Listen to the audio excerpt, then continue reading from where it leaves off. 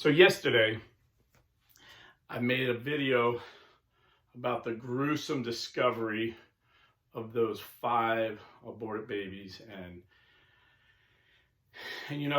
I've heard someone say that when you want to speak on a topic, it's always best to wait a couple days, let the story unfold, get all the facts.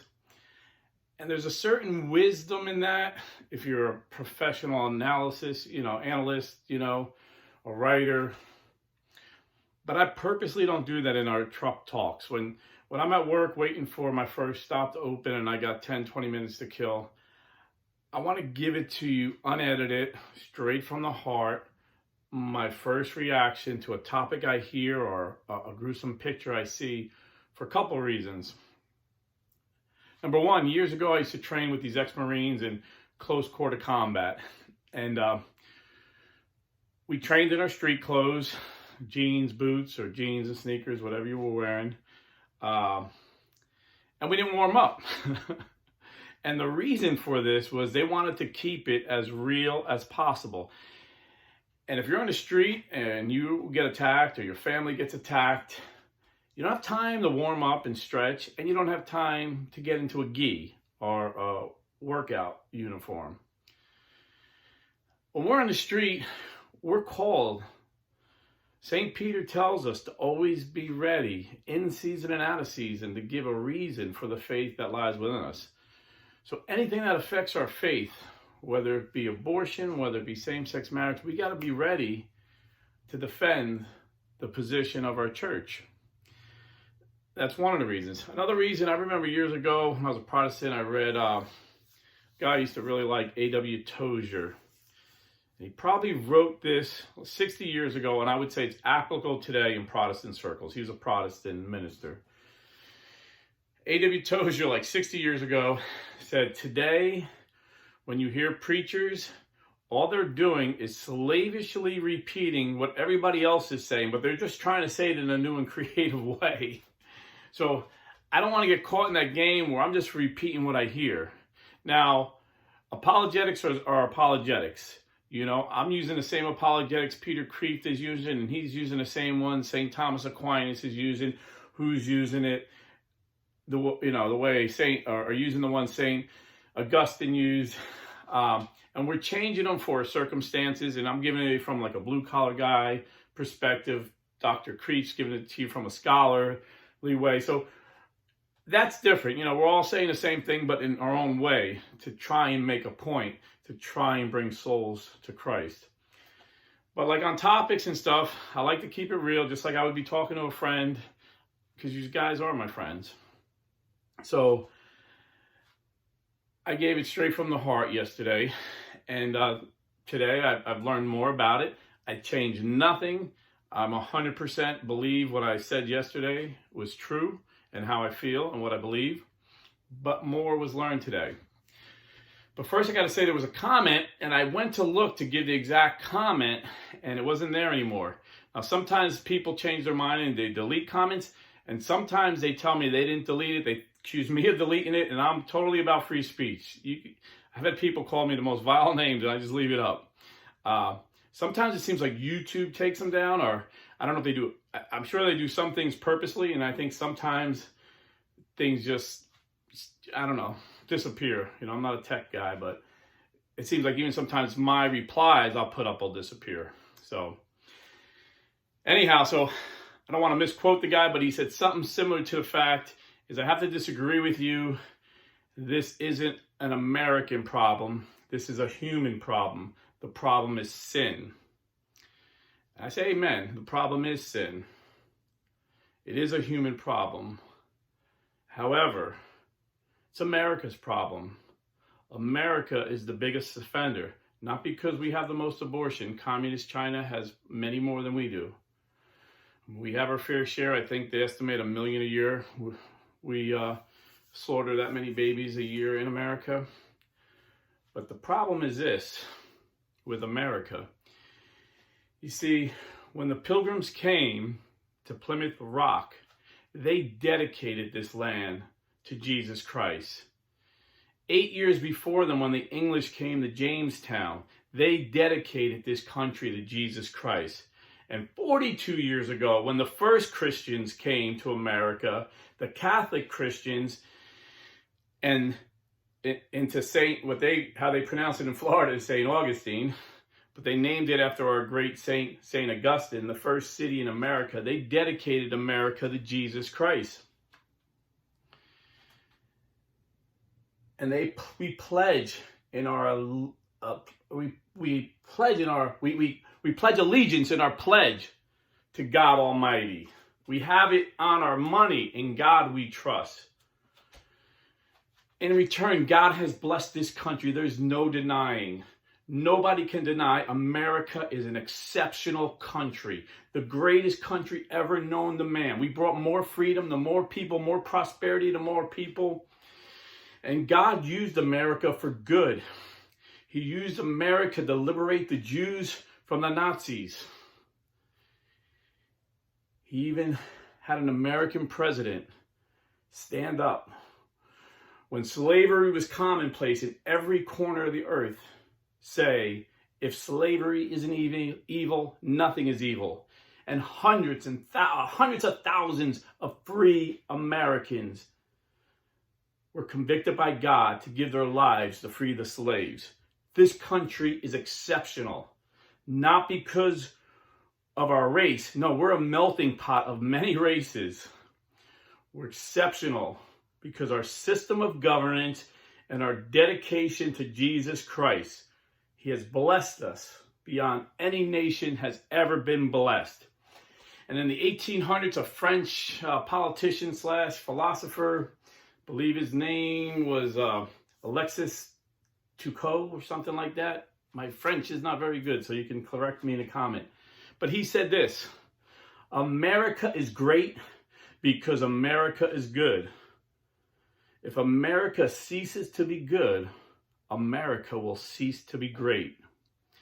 My brothers and sisters, how can you call us good when we slaughter 1 million unborn children every year?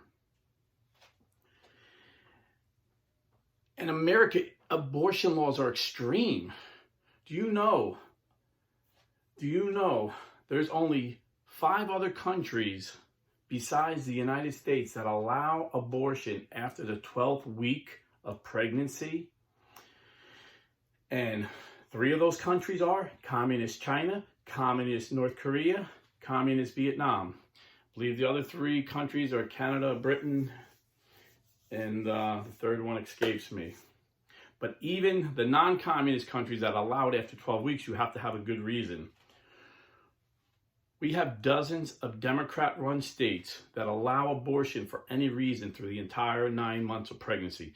This is why when I seen the story and I watched that video on Church Militant and actually seen the baby, this was like a 26-week baby, and I seen her eyes, and there was fear in her eyes, and there was fear on her face, and she looked like she was screaming, and she had her back of her head ripped apart, but she was fully intact.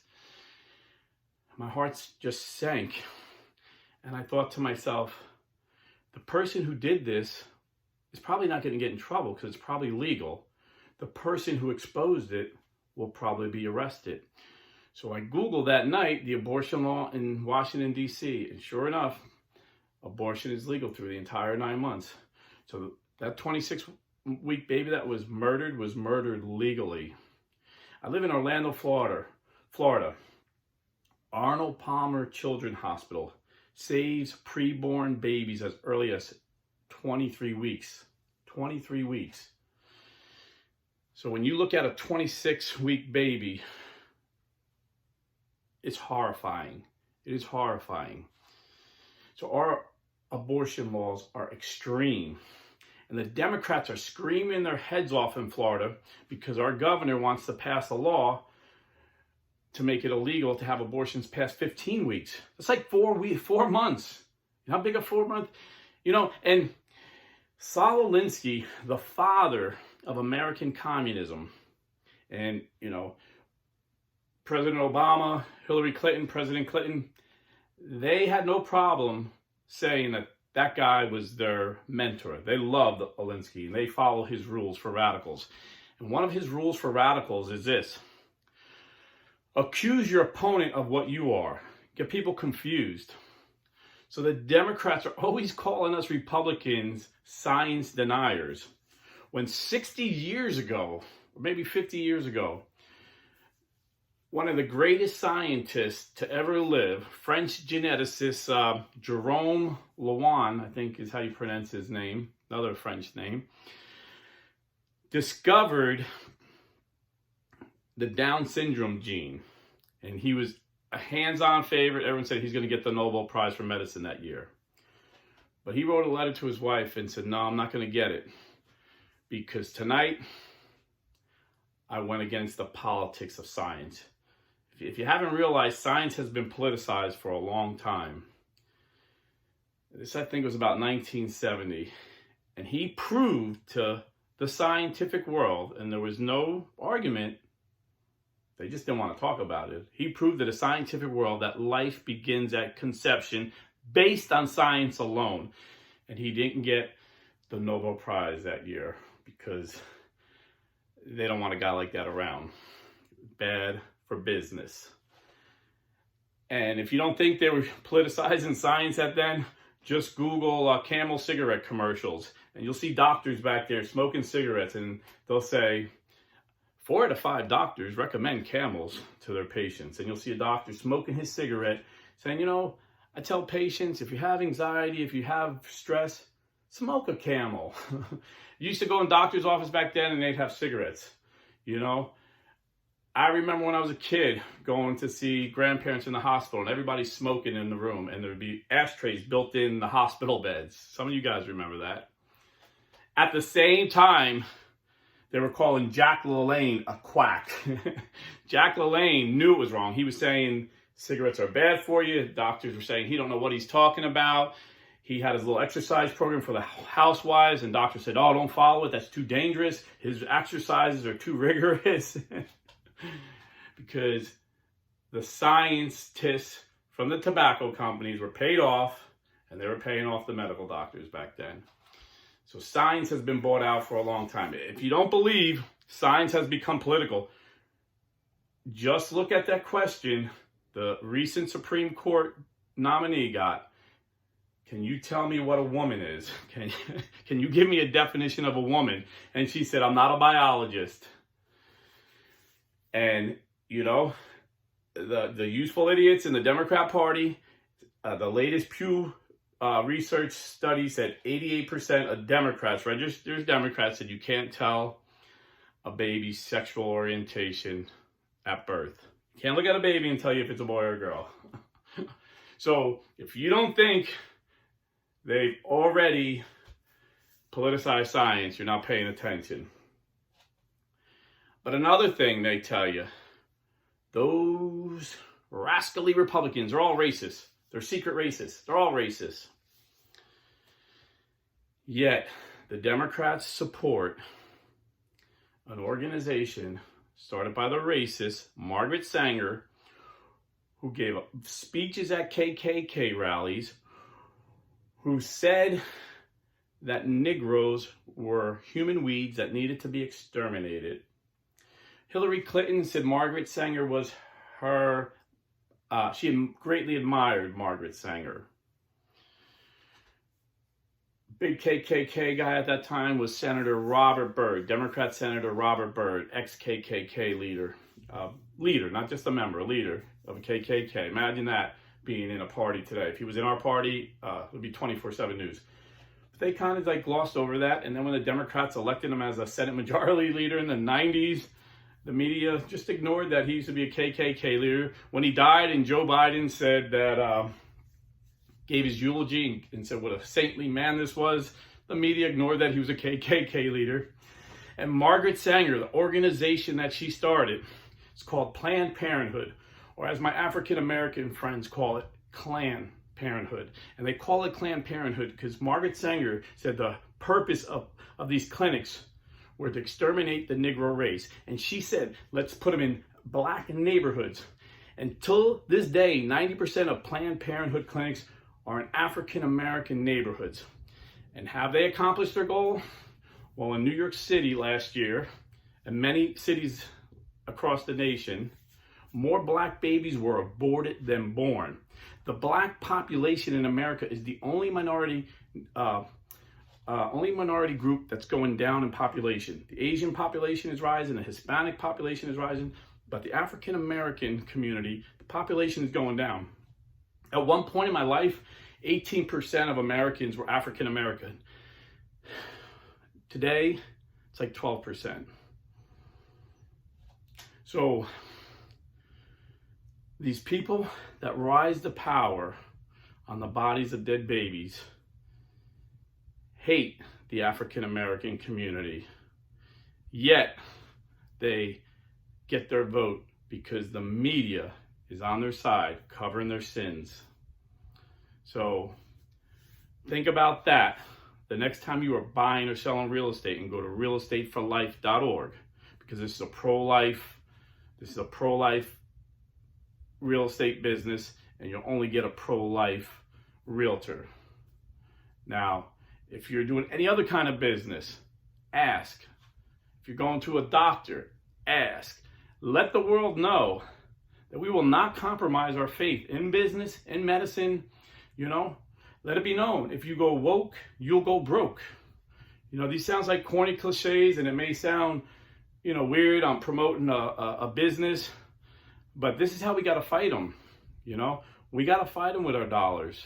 We got to defeat this evil in our country. But most importantly, this is not a battle of flesh and blood at the root. Faith without works is dead. So we got to work. We got to have good works and put our money to good use. But at the end of the day, the Bible tells us that we battle not against flesh and blood, but against spiritual principalities in high places. So look in the mirror and see what you need to get right with God. Get right with God. Get to confession this Lent. Make this Lent the greatest Lent ever. And then get on your knees and pray and fast for America and ask God to restore the greatness we once knew. God bless and stay Catholic.